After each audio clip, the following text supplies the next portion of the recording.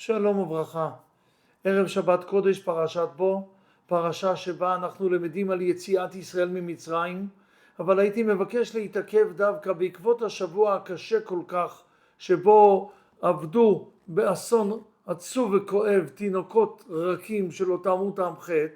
הייתי מבקש דווקא אולי לרגע לצלול ולראות את אותם תינוקות ולהבין מכאן מה שבעצם לימדונו חכמים. התורה אומרת שויתן השם את חן העם בעיני מצרים. נאמר כאן ביטוי שהקדוש ברוך הוא נתן את החן שבעם בעיני מצרים. כלומר, לא כתוב כאן שהקדוש ברוך הוא נתן חן על העם, אלא את החן שבעם, את החן שנמצא בהם, את זה נתן הקדוש ברוך הוא למצרים לראות, כי לעתים החן מכוסה מדי, לעתים לא רואים אותו. כשנולד תינוק, כשנולד ילד, אי אפשר שלא להתרגש מהחן שלו. גם הנפש הגסה והבוטה מתרגשת כאשר היא רואה תינוק, ואז מרגישים מין תחושה מיוחדת במינה, שהנה יש כאן חן, הילד הזה כזה מתוק.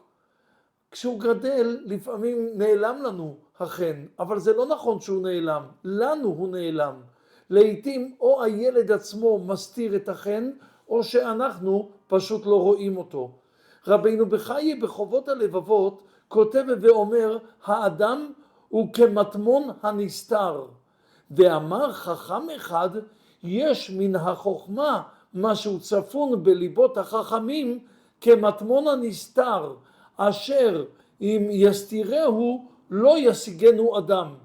כלומר, לכל אדם יש חוכמה, לכל אדם יש חן. הקדוש ברוך הוא ברא את האדם עם יכולות מושלמות, ממש אין שום חיסרון. רק מה? האדם חוטא, האדם מתנהג בדרך שמסתירה ומכסה את הטוב שבו, את החן שבו, ואז קשה לראות את זה. ואז לעתים אין אפשרות לראות. רב חיים זייצ'יק, המשגיח מנוברדוק, שחי כאן בירושלים, אמר מן ביטוי, הוא הביא את חובות הלבבות והוא כותב, כן היא החוכמה נמצאת בליבות בני אדם, נסתר בכוחו, רק הם אינם יודעים מה שטמון בכוח חוכמתו, היא לא תושג אם לא ישתדל לדלותם בכוח התבוננותו. והכתוב אומר, הוא מביא פסוק ממשלי, מים עמוקים עצה בלב איש, כי החוכמה תקועה בתולדות האדם וטבעו ובכוח הכרתו כמים הטמונים בלב הארץ. ואיש תבונות ידלנה, הנבון והמשכיל ישתדל לחקור מה שיש בכוחו ובמצפוניו מן החוכמה, לגלותו, להראותו, וישאבנה מליבו כאשר יחקור על המים אשר במעמקי הארץ. כלומר, מה שקרה במצרים זה הקדוש ברוך הוא נתן את החן שהיה בתוך העם, אבל הוא היה מוסתר על ידי קוצר רוח, על ידי עבודה קשה. הוא היה מוסתר, אנשים לא הרשו לעצמם לגלות את האופי הנעים והטוב שלהם. חשבו אולי שהם צריכים להציג את עצמם בצורה מסוימת, או שבאמת לא היה ליבם פנוי לזה מקוצר רוח ומעבודה קשה. אבל לשם כך צריך אדם לעתים לשבור את המכסה ולגלות את החן שנמצא בו. אין מה להתבייש, זה טוב.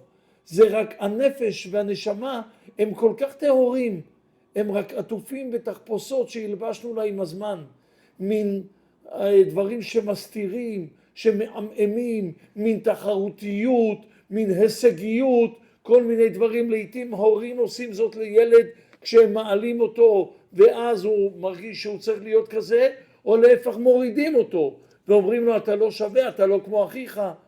ועם הזמן אנשים לעתים מתעייפים מלהילחם להיות הם עצמם, והם מניחים לציניות לעטוף אותם, להשפיל, לכאב, לצער שלהם, ליצור מין מכונת, מין הגנה, מין מסך שיסתיר את הטוב שבהם מאחרים. פונה הקדוש ברוך הוא ואומר, אתם צריכים לצאת ממצרים, מהמיצרים שלכם. הכנסתם את עצמכם למיצר. איך יוצאים ממצרים? והשם נתן את חן העם, החן שנמצא בתוכנו, האמת שבנו, יש בנו טוב, רק הוא לעתים עטוף, ולעתים אנחנו לא מצליחים להוציא, אלא רק איש תבונות ידלנה, בחוכמה ובשכל בבינה, להבין שצריך את החן הזה להוציא ולבטא אותו בצורה יפה, בצורה טובה. אז לעתים אדם נזקק לאנשי מקצוע שיעזרו לו לגלות את הטוב שבו. לעתים אדם עושה זאת מעצמו. לעתים אדם מבין ואז הוא יודע מה השם מבקש ממני, מהי הדרך הנכונה, כיצד לעלות ולהתעלות. וברגע שהאדם מוצא את הטוב שבעצמו ולא מהסס מלהראות אותו, אז אין ספק שהוא טוב ויקר ונעים יותר מכל הזהב והכסף שבעולם. כי ברגע שאדם הוא טוב, הרי כבר נאמר, האלוקים עשה את האדם ישר, והמה ביקשו חשבונות רבים. בואו נחזור להיות אמיתיים, טובים, בלי תחרותיות, בלי מחשבה אז איך יסתכלו אם אעשה כך, או האם זה נכון, פשוט להסתכל ולראות מה הדבר הטוב בעיני אלוקים. תמים תהיה עם השם אלוקיך, כפי שבראנו, כפי שיצרנו, נהיה אנחנו, ובעזרת השם נזכה שגם צאצאינו כולנו, יודעי שמך, לומדי תורתך לשמה, אלו שמגלים את הטוב שבהם, ומתעלמים מרעשי יריך. ולוואי ונצליח פשוט לצאת ממצרים. שבת שלום ומבורך.